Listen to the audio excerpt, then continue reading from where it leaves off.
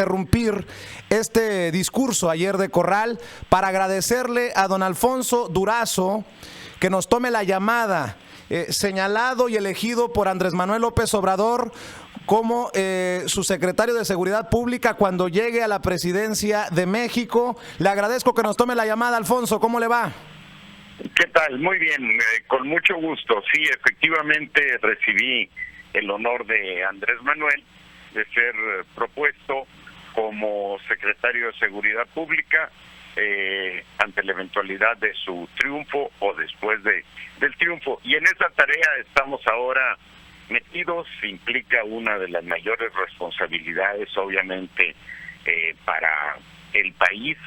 Para nadie es un secreto los niveles de inseguridad que actualmente padecemos los mexicanos, y lo que estamos planteando es algo que parece realmente sencillo.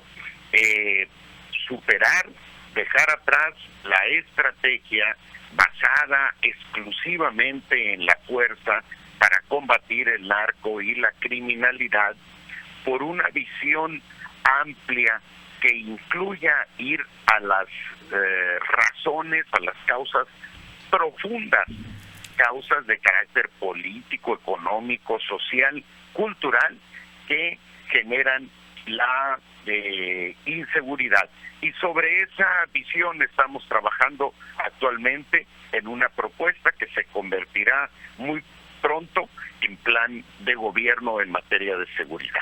Aquí en Sin Censura con tu servidor, Alfonso Vicente Serrano, hemos sido críticos de todos, porque aquí no tenemos partido, ni color, ni nada que nos permita tener autoridad moral para cuestionar todo.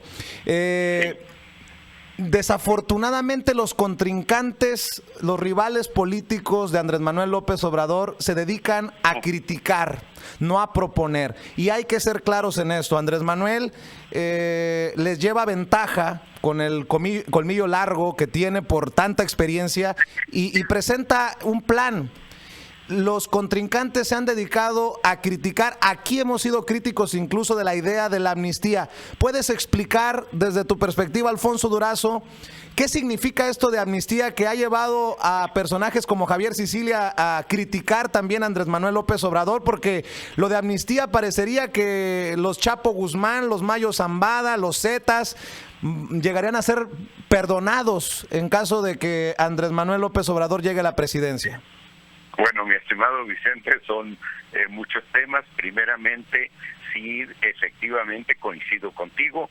Nuestros adversarios políticos, ante su falta de propuestas, ante una campaña vacía de contenidos, se han dedicado efectivamente, exclusivamente, a descalificar las propuestas de Andrés Manuel, particularmente en materia de seguridad, sin hacer absolutamente ninguna propuesta, sin tener absolutamente ninguna propuesta sobre la mesa.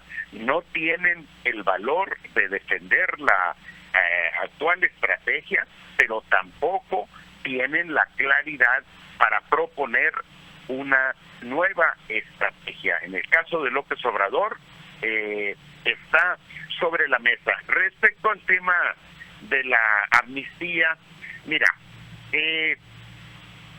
dado el carácter audaz y controvertido de una eventual medida de esa naturaleza, obviamente jaló la atención de los medios de manera muy relevante, pero no podemos sustentar la estrategia de seguridad propuesta por Andrés Manuel en una sola posibilidad.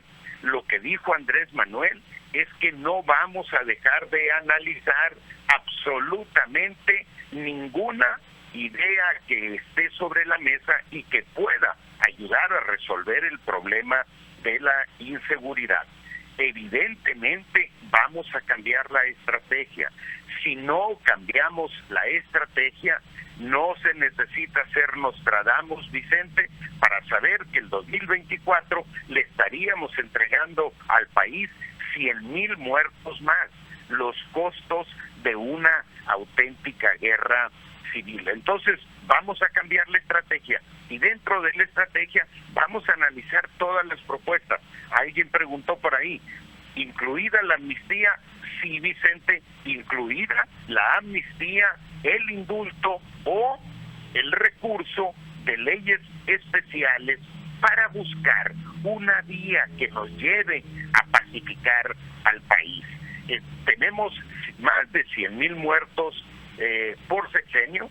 Eso habla de la dimensión de la tragedia y de la dimensión del problema, y no vamos a resolver el problema de la inseguridad sin costos, sin esfuerzos. Algún esfuerzo tenemos que hacer. ¿Por qué el tema de la amnistía? Mira, ¿qué sería de Sudáfrica sin la amnistía? ¿Qué sería de Argentina, de Chile, de Colombia?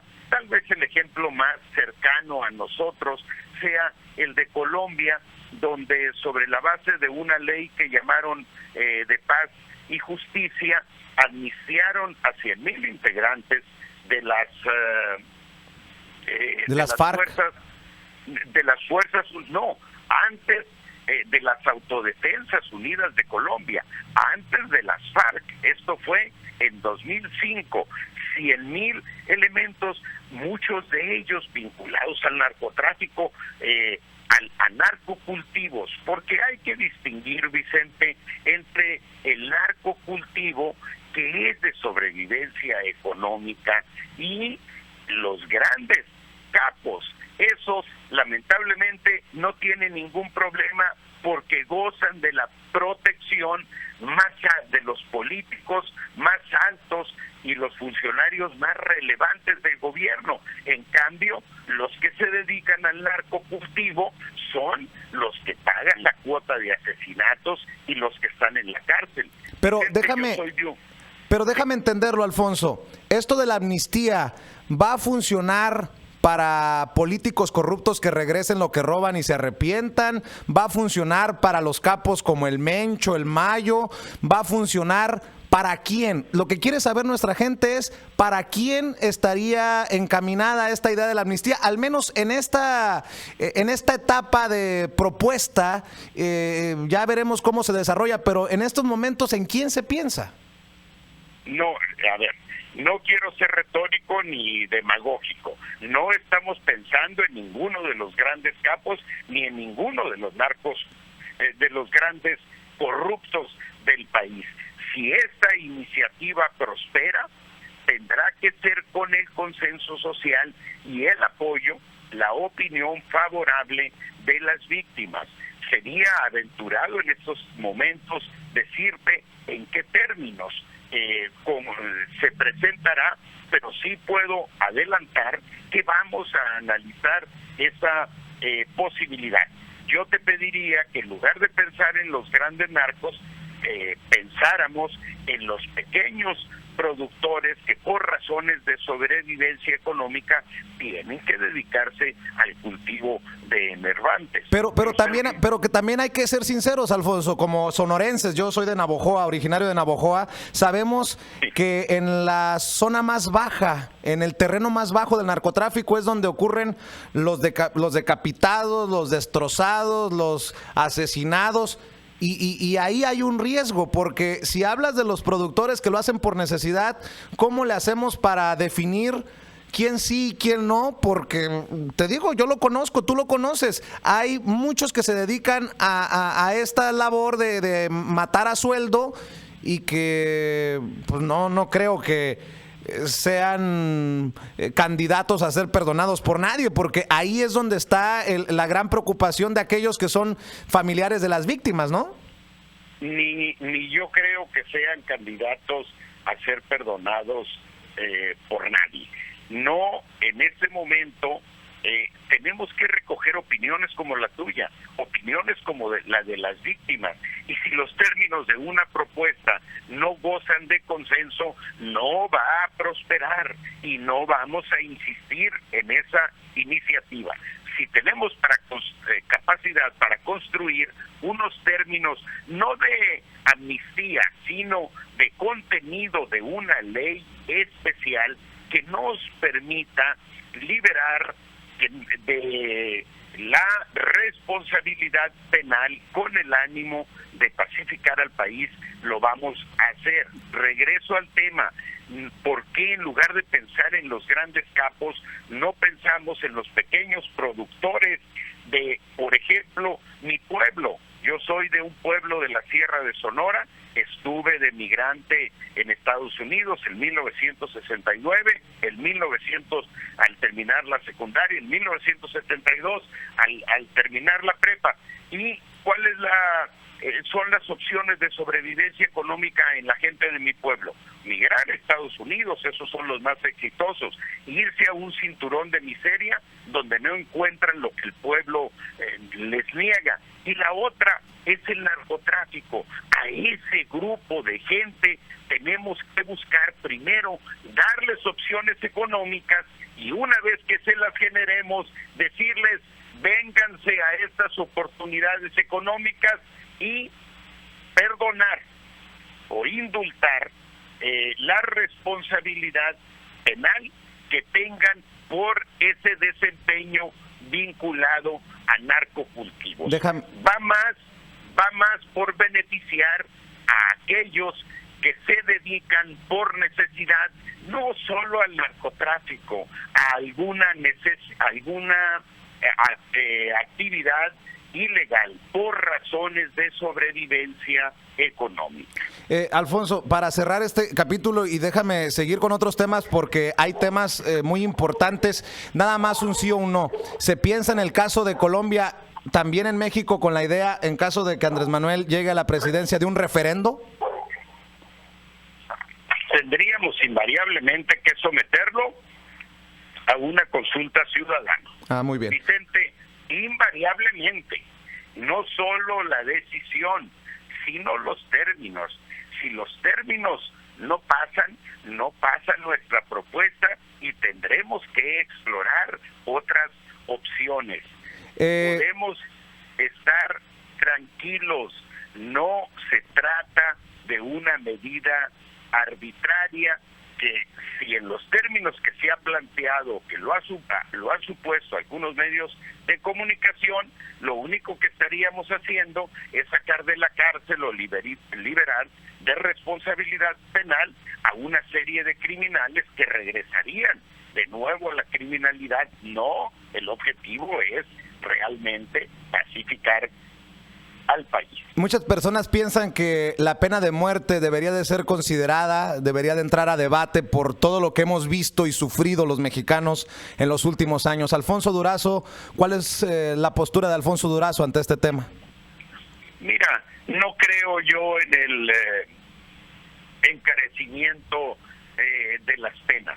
Ha habido absurdos, fui diputado en la legislatura pasada y se aprobó una ley a propuesta del Partido Verde en el que había penas hasta de 500 años a una persona por determinados ilícitos. Eso es un acto retórico. No necesitamos ni más de tipificar mayores delitos ni ampliar las penas. Necesitamos dos cosas, Vicente. Número uno, combatir a fondo la corrupción.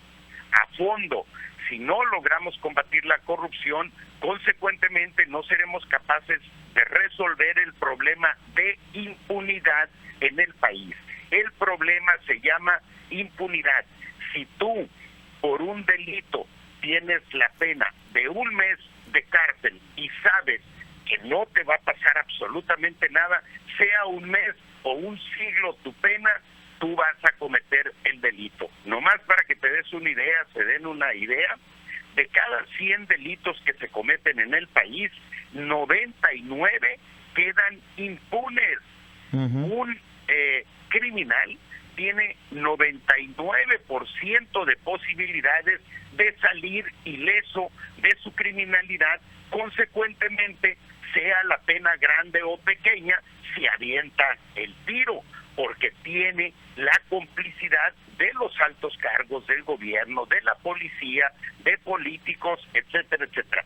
Tenemos que acabar con toda ese ejército de corruptos en el país para combatir efectivamente la impunidad y castigar a quien merezca pena por un acto ilegal. ¿Está a favor o en contra Andrés Manuel López Obrador y Alfonso Durazo de la Ley de Seguridad Interior? Y lo pregunto porque no vemos a los legisladores de Morena alzar la mano para presentar el recurso de inconstitucionalidad ante la Suprema Corte de Justicia de la Nación, y la idea que plantea Andrés Manuel de poner en una Guardia Nacional a militares, a Marina, a policía. Sonaría en ese sentido de lo que mucho se ha criticado en este debate. ¿Cuál es la postura de Alfonso Durazo y lo que han platicado con Andrés Manuel López Obrador sobre la Ley de Seguridad Interior? Lo hemos expresado públicamente, no compartimos la iniciativa, los legisladores de Morena se opusieron en su momento, por supuesto, a su aprobación. Y si no hemos presentado un recurso de inconstitucionalidad, es porque ya fue turnada a la Suprema Corte de Justicia para que decida el destino final. Nosotros esperamos que la Suprema Corte de Justicia supere los excesos que de manera generalizada señaló la opinión pública respecto a esta iniciativa. Señalamientos que nosotros compartimos de manera total. Consideramos que es innecesaria la Ley de Seguridad Interior. En lugar de ampliar las atribuciones del Ejército en la calle, tenemos que profesionalizar a los cuerpos policiales, a los cuerpos civiles de seguridad, para que realicen la tarea constitucional. Y solo en esta medida será posible regresar al Ejército a los cuarteles. Pero cualquiera que sea el destino, Vicente, de esta Ley de Seguridad Interior, si eventualmente la Suprema Corte cometiera los mismos errores que el presidente Peña Nieto, que la Cámara de Diputados y la Cámara de Senadores, nosotros no echaremos mano de los recursos excepcionales que esa ley atribuye al presidente. De los otros temas, en la revista Proceso, Jesús Esquivel, colaborador de Sin Censura, corresponsal de la revista Proceso en Washington y el único corresponsal mexicano acreditado por la Casa Blanca, publicó un reportaje especial que el gobierno de Enrique Peña Nieto ha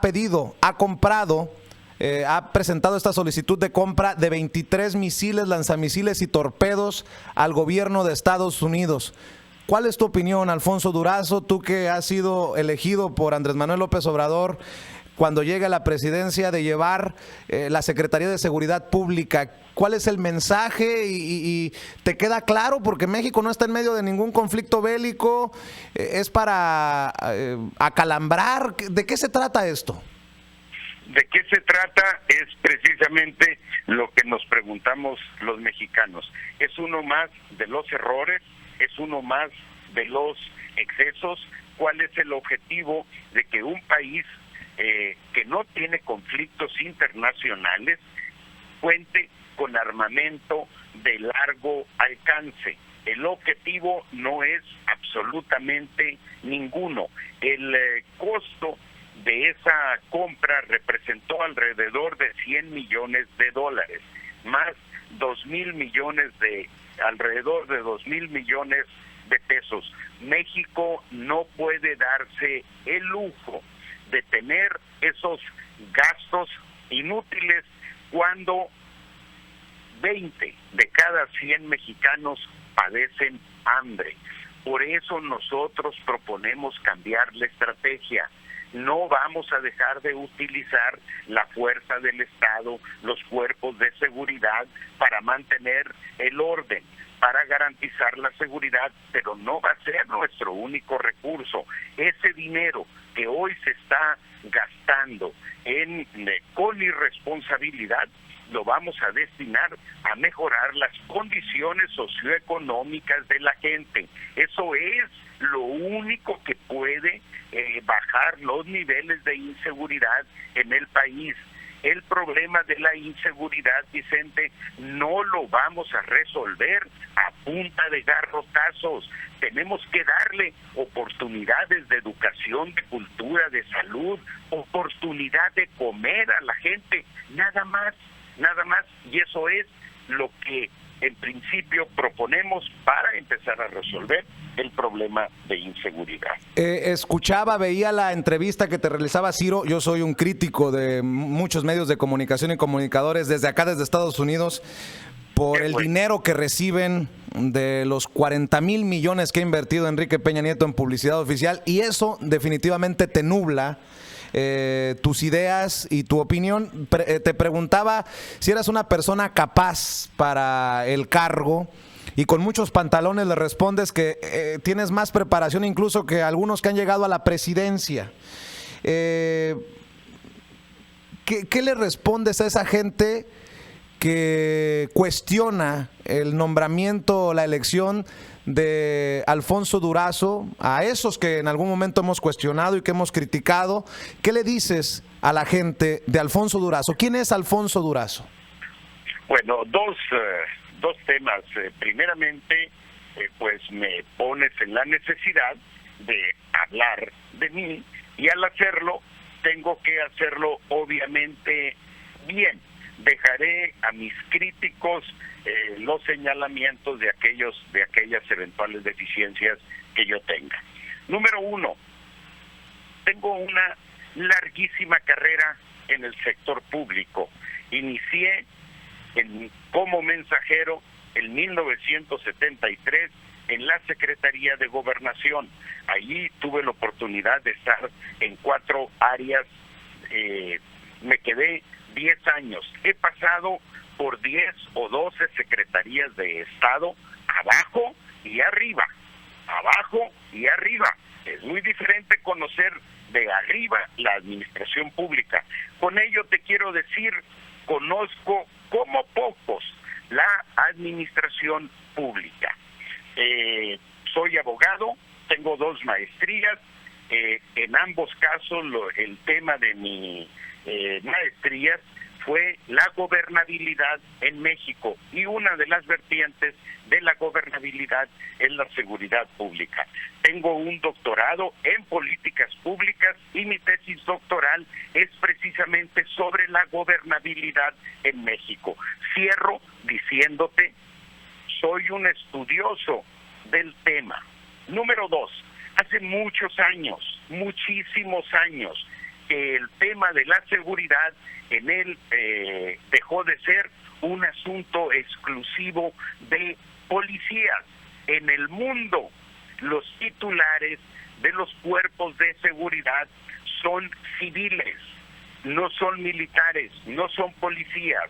En Estados Unidos, el titular de la Secretaría de la Defensa no es necesariamente un militar. Hoy es un militar, pero por excepción, porque la mayoría de ellos han sido civiles, y así están las cosas en el mundo. En el caso nuestro, los cuerpos policíacos serán encabezados por un policía, por un profesional con trayectoria limpia y comprometida, pero la titularidad, la responsabilidad del titular de la Secretaría de de Seguridad Pública exige una formación, una experiencia, una capacitación que trasciende la visión exclusivamente policial, que se reduce al uso de la fuerza. Necesitamos capacidad política, administrativa, técnica, por supuesto, en el titular de la Secretaría de Seguridad Pública, para poder construir soluciones con una visión amplia al problema de la inseguridad. Esa visión amplia requiere capacidad para interactuar de manera transversal con todas las dependencias del sector público, alrededor de 10, cuyo trabajo incide en la inseguridad. Claro. Y es muy difícil, en buen plan, Vicente, que puedas dejar en manos de un policía la interacción con 10 secretarías de Estado. Dame 30 segundos más. Los más grandes policías que ha parido México son los responsables del cochinero que tenemos en materia de seguridad. Dame en nombres. el país. Te doy nombres. Genaro García Luna. ¿Lo quieren de regreso en la titularidad de la Secretaría de Seguridad Pública? Por supuesto que no. Son los responsables de este desastre. Por una razón, Vicente. Porque creen que la fuerza lo resuelve todo. No, se equivocan. Esa es la visión policíaca y esa es la visión que vamos a superar con mi presencia en la titularidad de la Secretaría de Educación, de Seguridad Pública. ¿Madrazo para Felipe Calderón con eso que estás diciendo también? Por favor, hombre. Felipe Calderón es el típico representante canchanchan de una derecha esquemática que cree que la fuerza lo resuelve todo. No, la fuerza resuelve algunas cosas, pero tú no puedes resolver los problemas sociales de México, que son muchos, a punta de garrotazos. Si hay alguna manifestación de de colonos que tienen 20 años solicitando agua potable, no puedes resolver ese problema a punta de garrotazos. Tienes que encontrar el sentido, la razón social de su demanda y tratar de resolverlo en la medida que sea posible. Pero si te piden agua y los surtes de garrotazos, no haces sino complicar el problema. Claro. Por eso tenemos que regresar a la raíz de esos conflictos que son de carácter socioeconómico. Debe de ser investigado en cuanto deje la presidencia Enrique Peña Nieto. Una pregunta que le hicieron a Andrés Manuel tuvo su respuesta, no muy convincente para muchos. Yo te lo pregunto a ti, Alfonso Durazo. Lo que ve Alfonso Durazo en torno al presidente Enrique Peña Nieto, ¿debe de ser investigado? Mira, yo creo que tenemos que revisar el estado de la administración pública y si encontramos en ello irregularidades, tenemos que proceder contra quien supongamos responsable, sea Peña Nieto o sea X, Y o Z. No solo el presidente de la República, sino con cualquiera que haya cometido eventualmente, haya incurrido eventualmente en una irregularidad. Porque si vamos a llegar al gobierno para combatir la corrupción, Vicente, tenemos que poner orden. Y te digo una cosa, vamos a poner orden. Tengo que cerrar con estas preguntas. ¿Tiene cola que le pisen, Alfonso Durazo? Fíjate que soy un político y un funcionario atípico. Atípico porque no he formado parte de la red de complicidades del sistema, no he formado parte de las redes de corrupción del aparato público, por eso hablo como hablo, con la voz completa. Fui secretario particular de Luis Donaldo, priista muchos años, renuncié al PRI después del asesinato de Luis Donaldo, no era posible seguir ahí, fui secretario particular del presidente Vicente Fox, le renuncié a mitad del gobierno porque lo que estábamos haciendo ahí en el gobierno no tenía absolutamente nada que ver con los ofrecimientos de campaña. Quiero decirte con ello que he podido tomar este tipo de decisiones en virtud de que, en buen plan, Vicente, y sin presumir, como dicen en mi pueblo, me siento con la voz completa. No tiene cola que le pisen, Alfonso Durazo. Y eso que mencionabas de ser secretario particular de Luis Donaldo y de Vicente Fox, ¿no termina limitando a Alfonso Durazo para ejercer el cargo de secretario de Seguridad Pública? Y lo digo porque pues no vio nada Alfonso Durazo en su momento que denunciar. Muchos podrían decir que es un, perdón por decirlo así, así se dice en la política, un chapulín del PRI al PAN, ahora en Morena. ¿Qué les dices a esas personas que ven precisamente en esos años de servidor público el punto débil de Alfonso Durazo? No. En mi renuncia al PRI expliqué las razones por las que yo salía.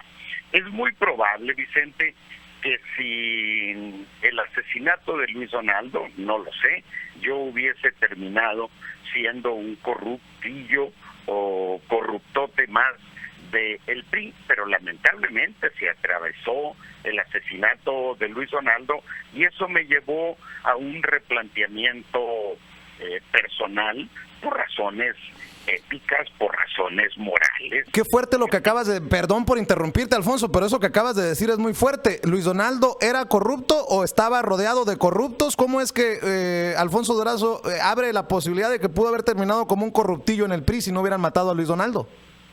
No, eso no tiene que ver con Luis Donaldo, eso tiene que ver con mi propia responsabilidad. Cada quien es responsable de sus actos. Luis Donaldo fue un agente intachable, y por eso pude estar yo a su lado, simple y sencillamente porque, como tú dices, no tenía cola que me pisaran. Pero me refiero aquí al sistema. En el caso de mi renuncia a Vicente Fox, bueno, Vicente, renuncié con un texto de 17 cuartillas. No me recuerdo. No me quedé con nada en el pecho. Denuncié todas las irregularidades que yo observaba en mi condición de secretario particular y que obviamente no estaban al alcance de la vista de los mexicanos. Entonces, nuevamente te puedo decir, me siento con la voz completa. Ahora, el objetivo de ir del PRI y buscar a Vicente Fox, yo no me fui al PAN. Busqué a Vicente Fox porque me hacía sentido su propuesta. Y la gente que me escucha, muchos el año 2000 le habrán creído a Vicente Fox como candidato.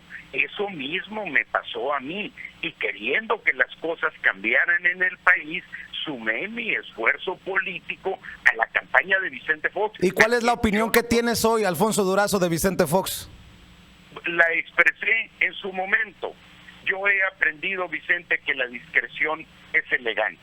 Como no me quedé con nada que decirle a Vicente Fox en 17 cuartillas en el momento de mi renuncia, no quiero ya hacer señalamientos adicionales. Muchos de ellos están en el ambiente, en el ánimo social. Si quieres ser discreto hacia Vicente Fox, tu ex jefe, que en su momento fue tu jefe, dime, muchas personas ven como a Carlos Salinas de Gortari como el enemigo número uno, todavía después de tantos años de México, la mano que mece la cuna. Muchos incluso, después de la muerte de Luis Donaldo, apuntaron hacia allá el dedo. Alfonso Durazo cree que Salinas debió de haber terminado en la cárcel, vio algo que debió de haberse perseguido y que no se persiguió. Carlos Salinas de Gortari es tan malo como lo pinta incluso Andrés Manuel López Obrador. Mira, el asesinato de Luis Donaldo Colosio se dio en el marco de la lucha por el poder presidencial y no podemos ser ingenuos. Eso se dio en el marco, en el contexto del grupo en el poder, y de que disputaba el poder. ¿Estuvo en ello Carlos Salinas o no? Eso no lo sé y sería irresponsable de mi parte, pero sí te puedo decir que es un asesinato que se dio en el contexto del poder. Para cerrar, Alfonso, algo de opinión de este servidor, porque si no te lo digo me quedo con ello y se me hace cáncer, como ya he acuñado esa frase. Como buen sonorense, de frente, con lo que hemos escuchado de Alfonso Durazo, por los que te conocemos, por los largos años que tienes como servidor público y sabemos de tu gran capacidad, tu brillante mente, creo que le estás dejando una vara muy alta, te estás poniendo una vara muy alta y el pueblo de México merece que se cumpla con esas expectativas como Andrés Manuel mismo las está planteando. Si Alfonso Durazo es tan capaz o más que personas que han estado en la presidencia, creo que el pueblo de México merece eso y más. Alfonso, y te lo digo desde esta trinchera, somos los críticos más férreos cuando la gente no cumple, y ahí sí que ustedes están poniéndose esa vara muy alta. ¿Estás de acuerdo?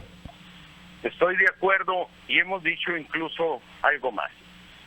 No es retórica, Vicente. Llegamos para hacer historia, y para hacer historia tienes que cumplir con los retos históricos que te corresponde resolver.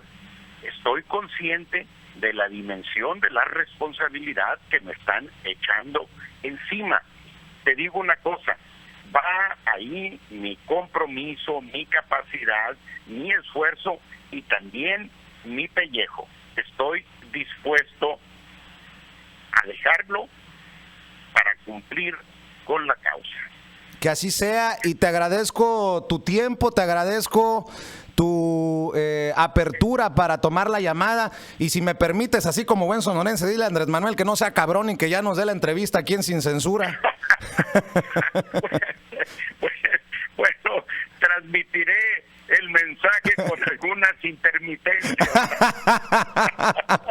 Alfonso, te deseo lo mejor, y ya que estamos hablando de seguridad, no sería mala idea redoblar los esfuerzos de seguridad en torno a los precandidatos, incluyendo sobre todo al puntero Andrés Manuel López Obrador. Las aguas están muy turbias, y desde Estados Unidos esta voz crítica y este espacio para debatir las ideas y las propuestas. Te mando un abrazo, y si se vale, felicidades por la elección de Andrés Manuel, y aquí estamos listos para criticar y para aplaudir. Y gracias Vicente. Gracias, Alfonso. Por la oportunidad y el espacio. Gracias, Alfonso Durazo, elegido por Andrés Manuel López Obrador como su secretario de Seguridad Pública en caso de que llegue a la presidencia. Usted lo ha escuchado, sin censura, sin tapujos, y espero cumplirle con estas entrevistas para no apapachar a nadie, para no criticar lo que sea una exageración. Compañeros, ¿qué escucharon de Alfonso Durazo? A mí me queda que eso, que se están poniendo la vara muy alta,